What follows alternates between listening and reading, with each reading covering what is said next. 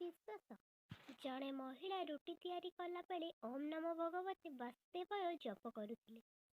ସେ ପୂଜା କଲାବେଳେ ପ୍ରଭୁଙ୍କ ନାଁ ନେବାକୁ ତାଙ୍କୁ ସମୟ ମିଳେନି।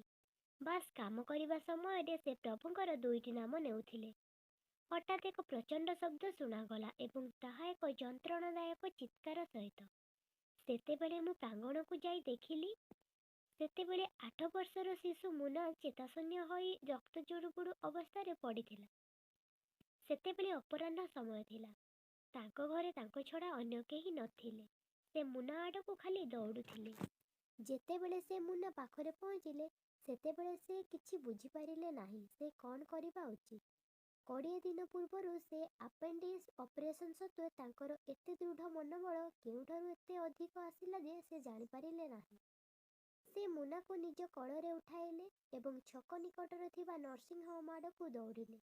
ରାସ୍ତାରେ ମୁଁ ଭଗବାନଙ୍କୁ ଅଭିଶାପ ଦେଇ ଚାଲିଥିଲି ଆଉ ଅଭିଯୋଗ କରୁଥିଲି, ହେ କାହ୍ନା, ମୁଁ ତୁମର କ'ଣ କ୍ଷତି କରିଥିଲି ଯେ ମୋ ପିଲାକୁ ଏହି କଷ୍ଟ ଭୋଗିବାକୁ ପଡ଼ିଲା। ନର୍ସିଂ ହୋମ୍ରେ ମୁଁ ଡାକ୍ତରଙ୍କୁ ପାଇଗଲି ଆଉ ମୋ ମୁନାର ଚିକିତ୍ସା ଚାଲିଲା। ମୁନାର ଆଘାତ ଗଭୀର ନଥିଲା। ମୁନା ଭଲ ଅଛି ଏବଂ ସେ ହସ୍କୁ ମଧ୍ୟ ଆସିଲେ। ତାଙ୍କ ଘରକୁ ନେଇ ଆସିଲେ। ରାତିରେ ସମସ୍ତେ ଘରେ ବସି ଟିଭି ଦେଖୁଥିଲେ, ହେଲେ ତାଙ୍କର ମନ ବିଚଳିତ ଥିଲା। ସେ ତଥାପି ଭଗବାନଙ୍କୁ ଅଭିଶାପ ଦେଉଥିଲେ। ହଠାତ୍ ତାଙ୍କ ଆତ୍ମା ଥରି ଉଠିଲା। ସେ ଭାବିଲା, ଗତକାଲି ପ୍ରାଙ୍ଗଣରୁ ପାଇପ୍ ଖଣ୍ଡ ସବୁ ହଟେଇ ଦେଇଥିଲି। ମୁନା ଠିକ୍ ସେହି ଜାଗାରେ ପଡ଼ିଥିଲା। ଆସନ୍ତାକାଲି ଯଦି ମିସ୍ତ୍ରୀ ନ ଆସିଥାନ୍ତା ତ ତାହେଲେ ପେଟରେ ଯାଇଥାନ୍ତା ଯେଉଁଠାରେ ସିଲେଇ ହୋଇଥିଲା। ଅପରେସନ୍ ହେବା ସତ୍ତ୍ୱେ ସେ 20ରୁ 25 କିଲୋ ଓଜନର ମୁନାକୁ କେମିତି ଉଠାଇଲେ ଭାବି ଆଶ୍ଚର୍ଯ୍ୟ ହୋଇଗଲେ ଏବଂ ସେ କିପରି ଛକ ପର୍ଯ୍ୟନ୍ତ ଦୌଡ଼ିଲେ। ବାସ୍ତବରେ ସେ ଛାତକୁ ବାଲ୍ଟିଏ ପୋଷାକ ମଧ୍ୟ ନେବାକୁ ସକ୍ଷମ ନୁହନ୍ତି।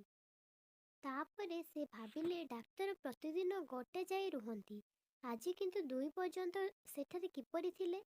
ସେ ଯିବା ମାତ୍ରେ ତୁରନ୍ତ ଚିକିତ୍ସା ଆରମ୍ଭ କଲେ, ଯେପରି କେହି ଡାକ୍ତରକୁ ଅଟକାଇ ଦେଇଛନ୍ତି।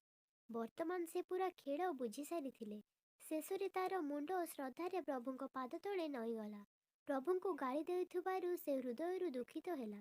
ଯେତେବେଳେ ଟିଭିରେ ଧ୍ୟାନ ଆସିଲା, ସେତେବେଳେ ଟିଭିରେ ପ୍ରବଚନ ଚାଲୁଥିଲା। ପ୍ରଭୁ କୁହନ୍ତି, ମୁଁ ତୁମର ଆସୁଥିବା ସଙ୍କଟ ସବୁକୁ ଅଟକାଇ ପାରିବି ନାହିଁ, କିନ୍ତୁ ତୁମକୁ ଏତେ ଶକ୍ତି ଦେବି, ତୁମେ ଏହାକୁ ସହଜରେ ଅତିକ୍ରମ କରିପାରିବ। ମୁଁ ତୁମର ରାସ୍ତାକୁ ସହଜ କରିପାରିବି। ବାସ୍ କେବଳ ଧର୍ମର ରାସ୍ତାରେ ଚାଲନ୍ତୁ।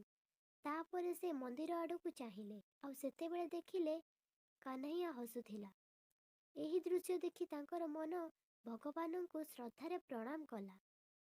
ଆଶା କରୁଛି ଆପଣମାନଙ୍କୁ ଆଜିର ଗପଟି ବହୁତ ସୁନ୍ଦର ଲାଗିଥିବ।